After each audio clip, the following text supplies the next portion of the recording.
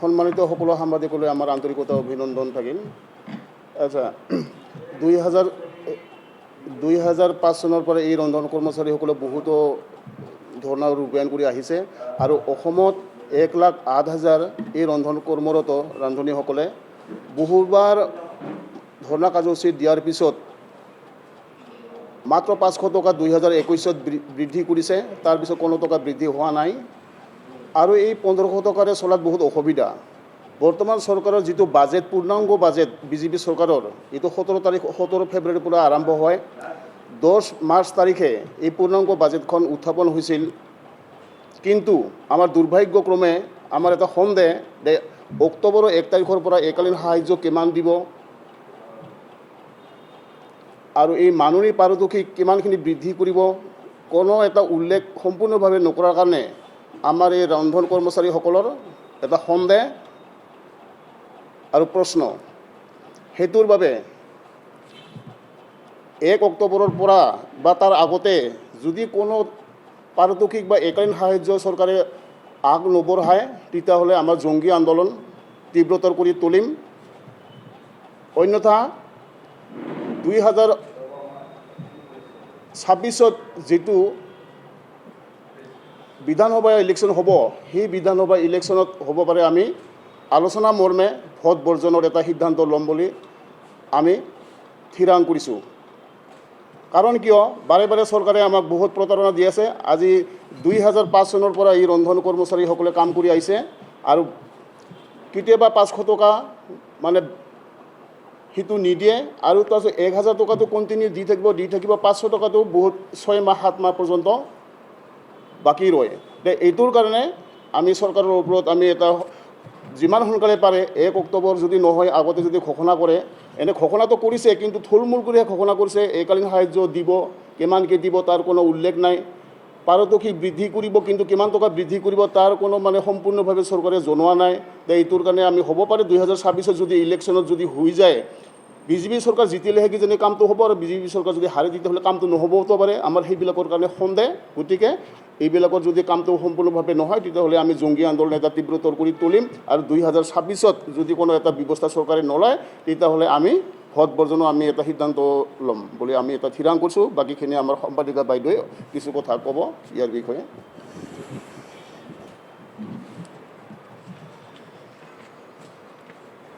সদৌ অসম প্ৰাথমিক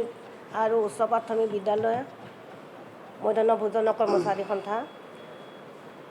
লগতে অভিনন্দন গ্ৰহণ কৰিলোঁ প্ৰেছ ক্লাবৰ কৰ্মকৰ্তাসকললৈকে। আমি আজি ইমান বছৰ ধৰি দীঘলীয়া কৰি আমি আন্দোলন চলাই আহি আছোঁ। তাৰ ভিতৰতো আমি সৌদিনাখন আমি গম পালোঁ যে মাৰ্চ মাহৰ 10 মাৰ্চ মাহৰ তাৰিখে দিনাখন বাজেটত আমাৰ ঘোষণা হ'ল বুলিকে আমি ভাবিছিলোঁ হয় ঘোষণা কৰিছে যেতিয়া আমি নিশ্চয় পাম, কিন্তু আমাৰ এটা বহুত দীঘলীয়া কৰি আমাৰো এটা আশা পূৰণ নহ'ল। কিন্তু পূৰণ হৈছেও যদি আমি আশা কৰিব নোৱাৰোঁ। এককালীন সাহায্য দিম বুলিকে কৈছে, সেই এককালীন সাহায্যটো কোনো বিনিময় আমি দেখা নাই। লগতে দৰমহা বৃদ্ধি কৰিম বুলি কৈছে, তাতো আমি কোনো দৰমহা বৃদ্ধি হ'ব বুলি আমি দেখা নাই। গতিকে চৰকাৰৰ ওচৰত মই এই অনুৰোধ কৰোঁ যে আমাৰ 1 অক্টোবৰৰ পৰা এটা আগতীয়াকৈ যাতে অলপমান ঘোষণা কৰি দিয়ে, তাৰ কাৰণে অনুৰোধ জনাইছোঁ। যদি আমি সেই সময়খিনিত যদি আমি নিদিয়ে বা ঘোষণা নকৰে, তেতিয়াহ'লে আমি বিভিন্ন ধৰণেৰে আমি আগবাঢ়ি যাম বুলি ভাবি আছোঁ। যদিহে আমাৰ এই সিদ্ধান্তবিলাক নলয়, তেতিয়াহ'লে আমি জংগী আন্দোলন কৰিম বুলি প্ৰতিশ্ৰুতি দিয়া হৈছে। লগতে 26ৰ সময়তো আমি ভোট বৰ্জন কৰিম বুলি সিদ্ধান্ত লোৱা হৈছে।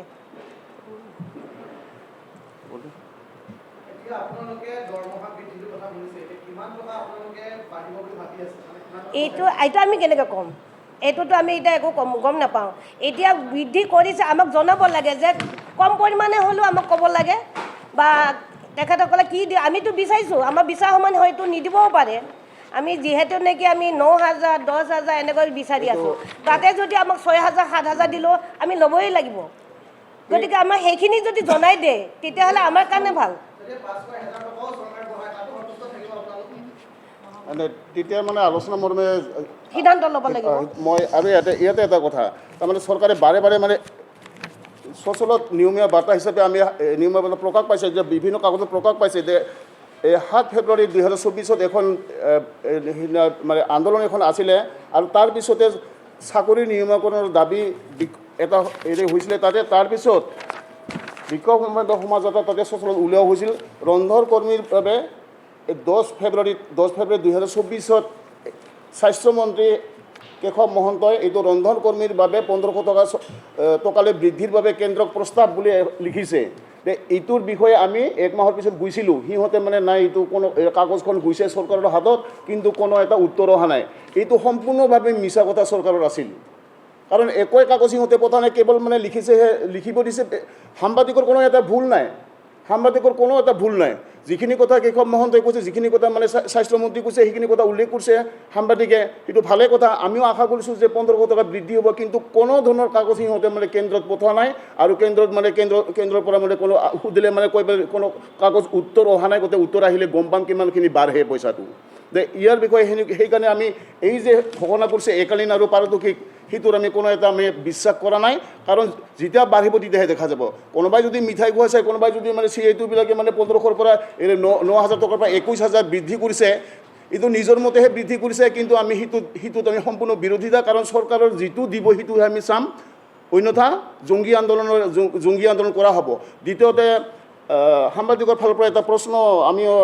আপুনি ভালে প্ৰশ্ন কৰিছে যে কিমানখিনি আমি সন্তুষ্ট থাকিম এই সন্তুষ্টটো আমি যিখিনি চলিব পাৰে সেইখিনিতো ৰান্ধনীটোও দিয়ক ৰান্ধনী কিমানখিনি চলিব এতিয়া 270 টকাকৈ মানে কাম কৰিলে সি পায় এতিয়া 270 টকাকৈ কিমান বা হয় 9000 নহ'লেও 800 কিমান বা টকা হয় সেইখিনিতো মানে পাৰে কৰিব চৰকাৰে 270 টকাকৈ দিয়ক কাৰণ বাকীখিনি কাম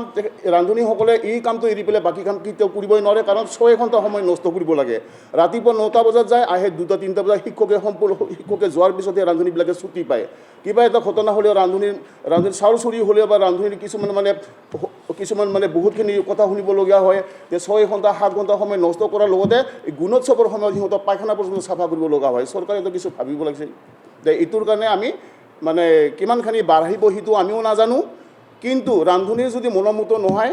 তেতিয়াহ'লে আন্দোলন আৰু জংগী আন্দোলন কৰিব কাৰণ 1 অক্টোবৰৰ পৰা আমি চাম চৰকাৰে কিমানখিনি বৃদ্ধি কৰে আৰু যদি আগতে কৰে ভালে কথা কিমানখিনি কৰিব আমি গমেই পাম যে সেইটো কাৰণে চৰকাৰে ভাবি চিন্তি কামটো কৰিলে ভাল হ'ব নহ'লে আন্দোলন চলিয়ে থাকিব সেইটোৱে আমাৰ আজি ক'বলগীয়া বাকী এনে যিটো মানে কৈছে সিহঁতে চব মিছা কথা আগতে যিটো বাতৰি ওলাইছিলে এতিয়া 1500 টকা যে বৃদ্ধিৰ কাৰণে গৈছে কেশৱ মহন্ত স্বাস্থ্যমন্ত্ৰী তেখেতে ডিক্লেয়াৰ কৰিছিল এইটো বস্তু আমিও আশা কৰিছিলোঁ যে 3000 টকা হ'লেও কিজানি অলপমান ৰান্ধনীবিলাক চলিব পাৰিব কিন্তু সম্পূৰ্ণ মিছা নহ'লে কামটো